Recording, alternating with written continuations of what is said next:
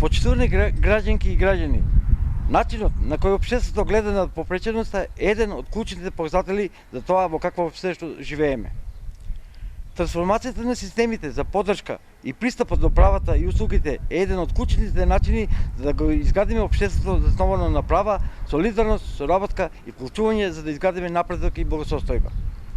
Од тука сакам да нагласам дека за прв пат во нашата држава, после долги години, се потенцира независноста на лицата со попреченост и нашето право на донесување одлука.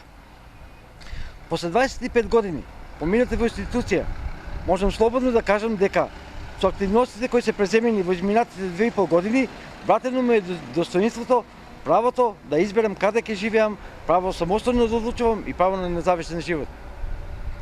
За прв пат после толку години, барем се воспостави услуга за поддржано живење во заедницата. Се отворија мали групни домови, се воведеа голем број индивидуализирани услуги, како лична асистенција и помошта во домот, кои се со сигурност овозможуваат ние лицата со попреченост да бидеме активни граѓани кои придонесуваат во развојот на сопствената заедница.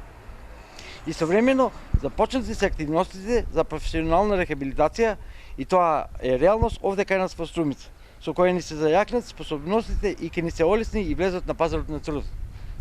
Се надеваме дека ова успешно започната приказна продолжува и дека во иднина со уште поголем мотив и со наша вклученост ќе ги продолжиме активностите кои кон исполнување на обврските преземени со ратификацијата на Конвенцијата на правата на лицата со попреченост.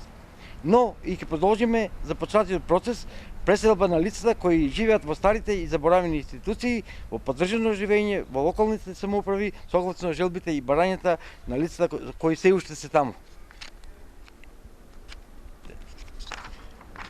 Дополнително, во наредниот период, односно во 2021 година, ќе се зголемат и правата кои што ги примаме за 15%, кој ќе се спушти границата за користење на личната асистенција од 18 на 6 години, со што ќе се поддржи инклузивното образование. Пристапноста на сите јавни институции ќе заврши до 24 година, за конечно да имаме еднаков пристап до сите права и услуги.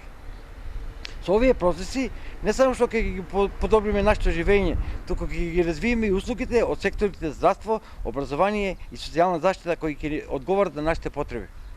Воедно, со ова ја менуваме и свеста кај целото општество за различности помеѓу нас и дека различностите не се опасни, не се страшни и дека треба да научиме да живееме заедно и да ги почитуваме правата на другите околу нас.